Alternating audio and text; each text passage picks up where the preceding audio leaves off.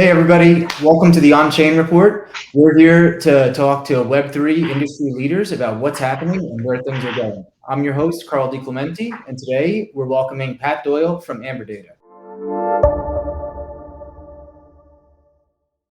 Pat's got an impressive background and is working on some innovative strategies around Web3 data. Pat, you want to give us a bit of an intro? Yeah. Hey, thanks, Carl. Thanks for having me. Sure. I'll go quick through my Web3 kind of journey to where I got to at Amberdata today. So I've been in the crypto space since 2016, primarily focusing in the Ethereum ecosystem. So prior to getting into the on-chain world, my background was in data science. And when I learned about Ethereum and that all this open data exists and you can do whatever you want with it in this massive financial network, I got really, really interested in kind of like that piece of it. So I've kind of always explored crypto from the lens of data and data product. So kind of fast forward to 2017, 2018, I led a team of data scientists for an on-chain analytics company. And then moving forward into 2020, my business partner and I, Greg Magadini, started a crypto options analytics company. So my partner, Greg, was a huge options trader. I loved building crypto data products. And we saw kind of a need in the market to build institutional options analytics because these tools existed for traditional options traders in the TradFi world, but crypto options were kind of this new budding industry. So we wanted to help build the tools around that to bring kind of the comfort and the tool sets that they were familiar with into the crypto space. So we launched Genesis Volatility in January of 2020. I had been building out for the last 3 years. And then in October of 2022, we were acquired by Amberdata. And Amberdata basically covers the entire crypto economic ecosystem. So everything from on-chain data for all the major L1s and L2s, spot and derivatives, and exposes all this data kind of via our API and other delivery methods. So that's kind of the journey throughout my crypto kind of start to finish. But now I'm running the blockchain data products at Amberdata.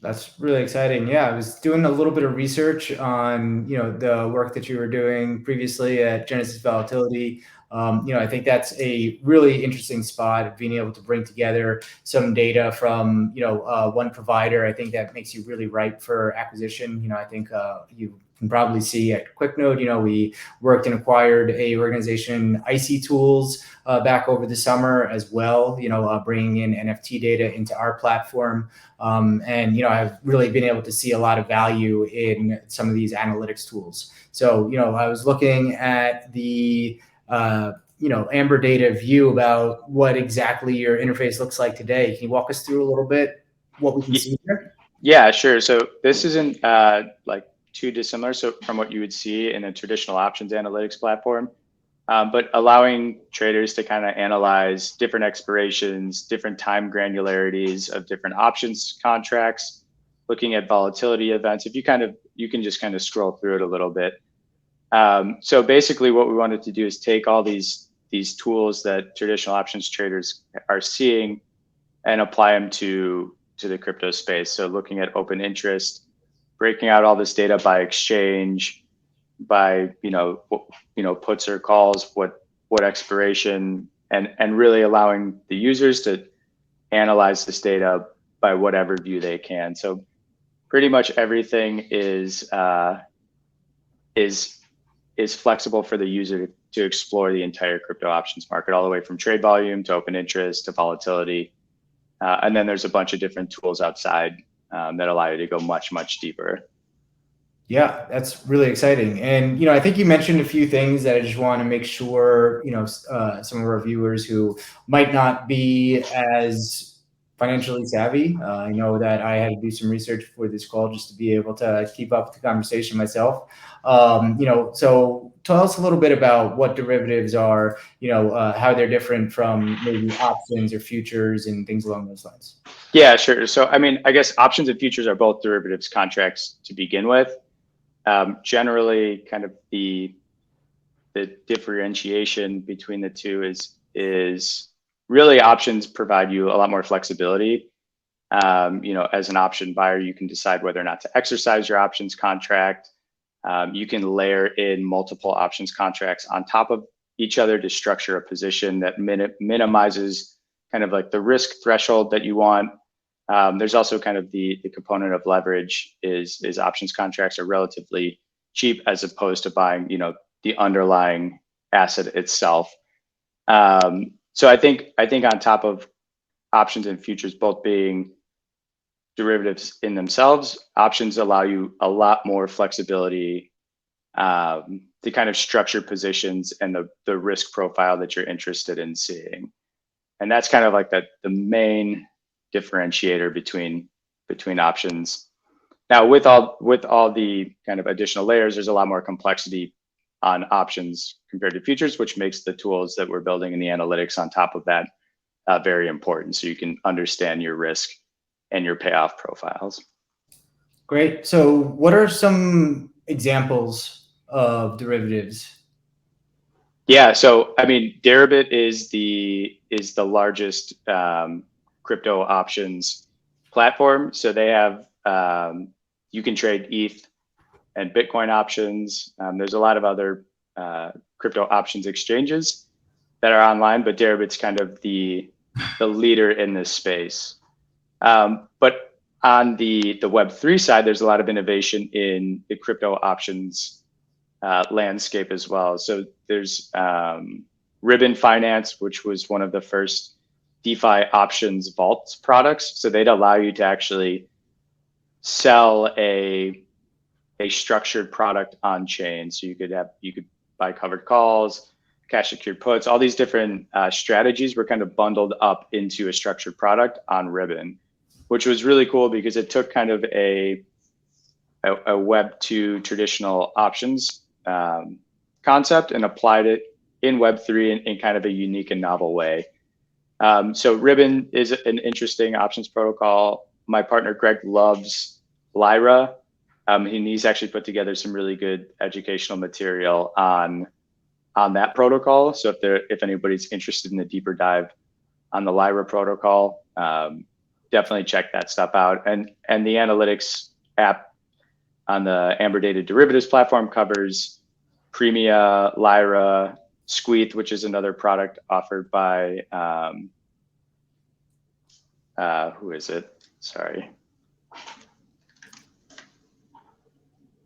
It's Open, OPYN covers Squeeth. So yeah, so there's a lot of really cool innovation in the derivative space on chain as well. Yeah, absolutely. So would a stablecoin be considered a derivative?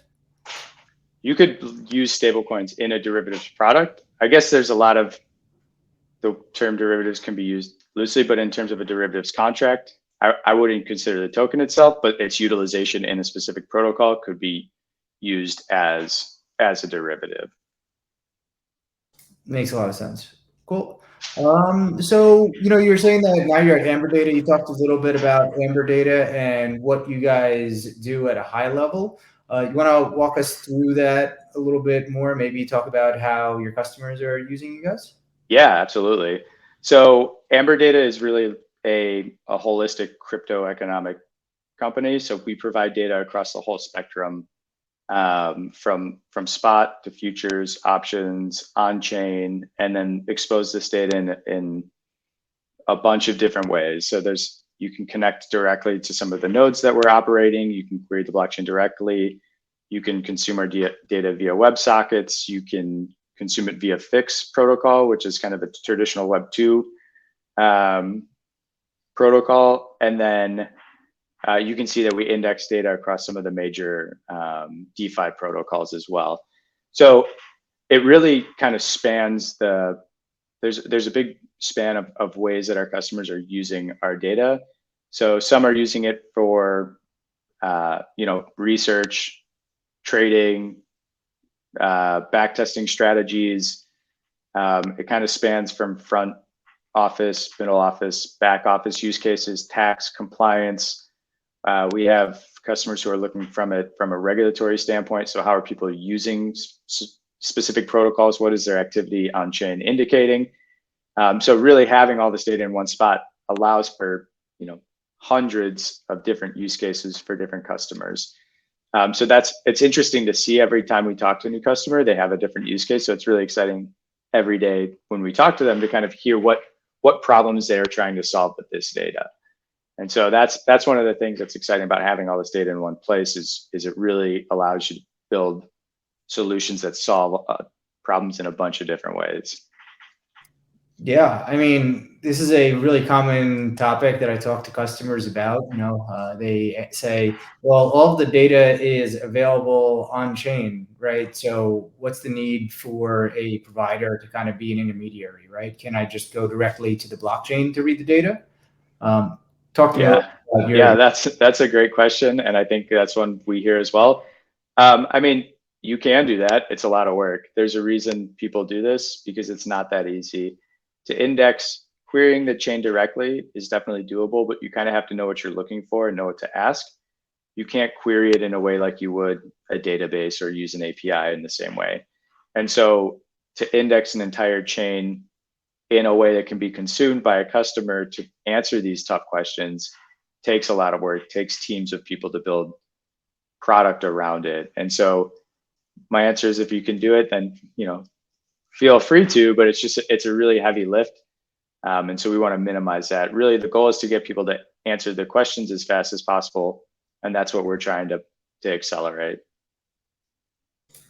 Yeah, I think one of the biggest areas that we see where the sales cycles are short as possible is people who have tried to do things themselves, right? Mm-hmm. They've tried and they've realized how resource intensive it is. It takes a lot of blockchain expertise, knowing how to decode data that's on chain.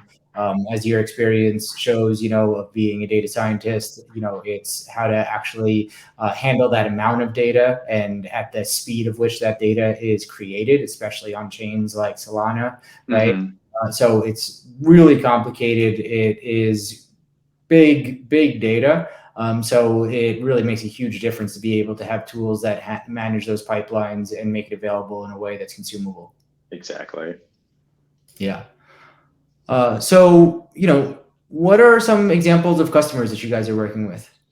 Yeah, so we have again, kind of across the board, we have a ton of different use cases, but we have Coinbase as a customer, Citi, Susquehanna, BitMEX, Nasdaq, Galaxy Digital, TradeStation, QCP. So a lot of our customers have obviously different use cases. Luca is another customer. So some of these are tax related, some of these are research, trading, building, backtesting strategies and things like that. Obviously, when it gets into what those implementations look like, it becomes a little bit of a black box to us because we don't necessarily, they're not going to be sharing their strategies and what they're implementing. But those are kind of the primary use cases for having kind of this holistic data set, which is great from a data scientist perspective. Having all this stuff in one place makes the research and analysis a lot nicer than having to source data from multiple places. Yeah, absolutely. So it's really, a great mix of people that I see on this list here. There's people from, Web3 leaders to, tax organizations, but also kind of the traditional finance space, right? People like Citibank, Mm-hmm. Franklin Templeton, et cetera. And one of the things that I hear a lot in the Web3 space is, oh, hey, just wait until institutions get involved, right? Mm-hmm. Which is a really, exciting topic to think about. But, let's kind of dive into that a little bit. Maybe we should start with what exactly is a institution? What do people mean when they say that? Yeah, I think if you look at like crypto from the beginning, it was pretty much the Wild West. So I think everybody from a regulated organization is slightly boxed out. So I don't want to say everybody, but you don't have large banks getting involved in the space, and you don't have kind of these larger organizations jumping in right away because they're kind of handcuffed by regulation. And so now that crypto's developed further and further, we're beginning to see, and the tools really to make larger organizations feel comfortable for onboarding into the Web3 environment get laid out. That's kind of where we're seeing things. And I think from the derivative side, our entire kind of thought process was we need to build tools to make these institutions comfortable trading this asset class. So until they have the tools to manage their risk properly, analyze the markets in an efficient way, they likely won't touch this stuff. And so, as we build out additional tools with Amberdata, it's really the institutions are here, but I think it's a slower adoption curve than people are seeing. But it's important to know that a lot of the infrastructure, tooling, data, processes that they need in place have to come first. And that's kind of where we're trying to close, the gap to really bring them into the space in a way that they're comfortable. Yeah, it's always a chicken and the egg problem, right? It's, hey, who's going to build the tools if the buyers aren't there yet? But the buyers aren't going to come in if they can't do it themselves, as we talked about, right? So it's great that, people at your level of, infrastructure are being able to provide that. It's a huge area for us as well. We see large organizations that come out, they try to host their own infrastructure. They try to build their own indexes for NFTs and things like that. And they just saying, hey, QuickNode, can you do it for us? Can you provide us a simple API, right? Provide some of the, biggest organizations out there with things like our NFT API to be able to validate who owns it, right? And that's something that, these Web2 companies, they could build it if they wanted to invest the time, but this is just probably a very small part of their portfolio or products or whatever it might be. So it's really important that, they look at it of being an easy switch to just turn on, experiment with, because let's be honest, this is an experiment for them until it becomes a major portion of their revenue, right? So just so key that, we're here to be able to support and make that as easy as possible. Exactly. Yeah. So when people say that they want institutions involved, why would that be a good thing? Well, I think there's a couple of things. I think it comes with like a stamp of approval. It comes with kind of a safety net, more regulation, more guidance, more clarity in the space. As much as people either want it or don't, it's something that's going to happen, and institutions won't get involved until they feel comfortable with it. So I think that's one piece. Also, I think large institutions bring liquidity. They bring credibility to the space. I think that's definitely another reason that people want to see institutional adoption. And then, to the credibility piece, I think, this is the direction things are heading anyway. I think it becomes like an accelerant to the adoption curve of crypto. If this is something that large organizations are going to mandate or build into products that they support, it just kind of increases the adoption curve that everybody's kind of expecting or wants to see. Absolutely. You can only imagine getting in front of all of the users of, Citibank, right? Yeah. Having each of their users or Charles Schwab being able to trade, blockchain assets, right? That is a huge, not only validation to the market, but I think a really key portion is the liquidity, right?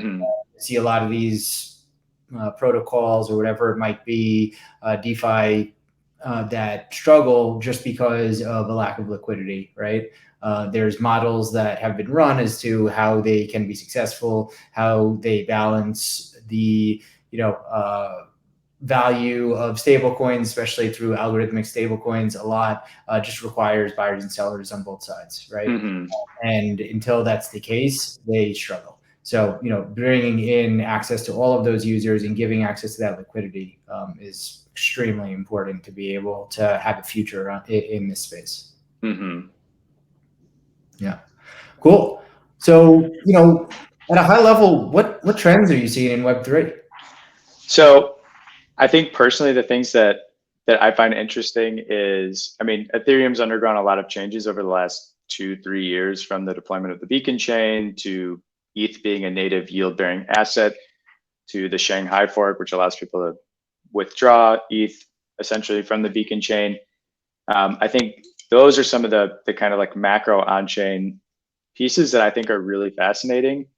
Understanding L2 adoption, on-chain behaviors, I think is a really fascinating area. Kind of the behavioral economics that you can kind of parse on-chain is really interesting because the incentive design of protocols comes into play, and you can immediately get the feedback because you can monitor that activity based on the incentive designs of different protocols. So those are a couple other ones, and then I think stablecoins is always an area of interest, whether that's a native stablecoin like DAI or one that's issued like USDC that's backed one-to-one. I always understanding the stablecoin dynamics and how people are either using them as this fleet to some stability in a volatile market, or how they're interacting with stablecoins when there's times of uncertainty, like Silicon Valley banks kind of imploding and them having, or a USDC having a portion of their balance sheet at Silicon Valley was an interest. You could see the reflection on chain. So I think kind of marrying the on-chain world with what's happening in the real world, just kind of understand the dynamics between the two is really, really interesting. Yeah, I think, something that we danced a lot around on this call so far is just kind of the regulatory landscape and how that impacts some of these areas, whether regulators had anything to do with something like Silvergate or whatever it might be. It's just interesting to see how that evolves. I think Coinbase is doing some really exciting work right now to try to bring, crypto into a more regulated, area in the United States. It's really unfortunate to start seeing a lot of these companies moving internationally, right? You're even starting to see things like A16Z opening up offices in the UK, trying to just kind of, I think, hedge against some potential risk here. And that also gets back to, I think, the institutional angle, right? The reason why they haven't gotten into it is because it's an uncertain future, right? Say, why isn't Marlboro in the, marijuana business? Well, it's because it's not legal at the federal level, right? Until there's a clear regulatory landscape, it makes it tough for the big players to make that bet, especially ones that might be publicly traded. Absolutely. Yeah. So I think, it's really, I'm looking forward to there being some progress. Looks like there was a nice bill that was put on the floor to hopefully bring some, frameworks into place in the United States and maybe remove someone that's been a little bit a thorn in our side. So, that's definitely a positive future, I think, here in the United States. Yeah, I absolutely agree. Yeah. Awesome. So, what use cases, I think we talked a little bit about this already, actually, about the on-chain protocols. Is there anything interesting, like specific companies that you see that are doing stuff, or, we're in Web3, not just companies, maybe projects that you might want to talk about? Yeah, so I think if you look at like crypto in terms of like kind of like the waves that it's had, so you have like the DeFi summer where there was a lot of innovation, and this was, there's a lot of innovation that happened before DeFi summer, but that kind of like picked things up. But I think if you look at the protocols that have like made native, unique innovations that like really cater to the Web3 environment in like a true digital capacity, things like Maker, maybe before they allowed USDC as collateral in the protocol, like a crypto-backed stablecoin was a really cool innovation. So I think Maker's always, a really interesting project to keep an eye on. Uniswap obviously kind of innovated on the automated market maker, whereas before a lot of people were applying order book modeled, markets to crypto aren't necessarily as efficient, or they weren't the right model. So I think you see crypto kind of move into this, don't, put a round peg into a square hole type of scenario. You need to build things for an on-chain native audience. And then, the NFT wave brought in kind of this digital renaissance of art and creators. And I think where the interesting piece that overlays in the NFT ecosystem and things that are like stored added natively on chain, like like they're true Web3 assets. They're not something that is a pointer to a database with all this information. And so I think those are some of the pieces. And then as these projects progress, you look at like the formation of DAOs on top of them. How do you manage a protocol like Uniswap? How do you manage, a treasury of funds for an NFT project? And so I think now we're starting to see a lot of innovation on kind of the DAO or decentralized autonomous organization level. And I think, again, that's really interesting because these are Web3 native organizations that are forming digitally first, not Web2 organizations that want to form Web3 first. I think it always has to get flipped. Maybe not always, but for the most part, the innovation comes from the Web3 first, and then that becomes kind of the next layer of where kind of the standardization is. And so in the DAO space, I think now the project Nouns is probably one of the most interesting projects that's kind of leading the space in the DAO environment. Absolutely. Yeah. This also gets back to the regulatory world a little bit. It's actually really exciting here in Austin, Texas. There's a DAO called ATX DAO working really closely with regulators. There's a bill on the floor that's made it quite far that they've been working with regulators to get passed, allowing DAOs to actually become a legal entity, right? Mm-hmm. And that's a real struggle that a lot of these DAOs are having, and starting to bring things, have conversations with the regulators and move it forward is, I think, really important. You can take a look and you can say, oh, well, we're going to form a DAO to do this or that, which is good. But as soon as you start to do anything that requires legal reporting, it kind of falls apart. It needs to be a group of people that are legal names on paper that are registered with the government. And how to do this at scale, that gets difficult, right? So it's exciting to see a lot of that moving forward. Absolutely. So, I think this has been a great chat, Pat. Last question I like to ask everybody is, who else would you suggest that I have on this? Well, I think in terms of like areas of personal interest that I think there's some cool overlap on areas that I find fascinating is kind of the AI and the AR wave. But I think most of the AI type of AI NFT overlap is like a really cool ecosystem. So there's some folks that are kind of leading the way in that side, and one of them is a friend. His name's Justin Trimble. He'd be really interesting, I think, to provide some perspective on crypto, its intersection with AI, and kind of where that future heads. Love it. Very excited, and thanks a lot for coming on, Pat. Anything else you want to say before we head off? How can people find you? Oh, you can find me on Twitter. My handle's @Doyle126. You can also shoot me an email. It's patrick.doyle@amberdata.io. Awesome. Thanks, Carl. Have a good one, everybody.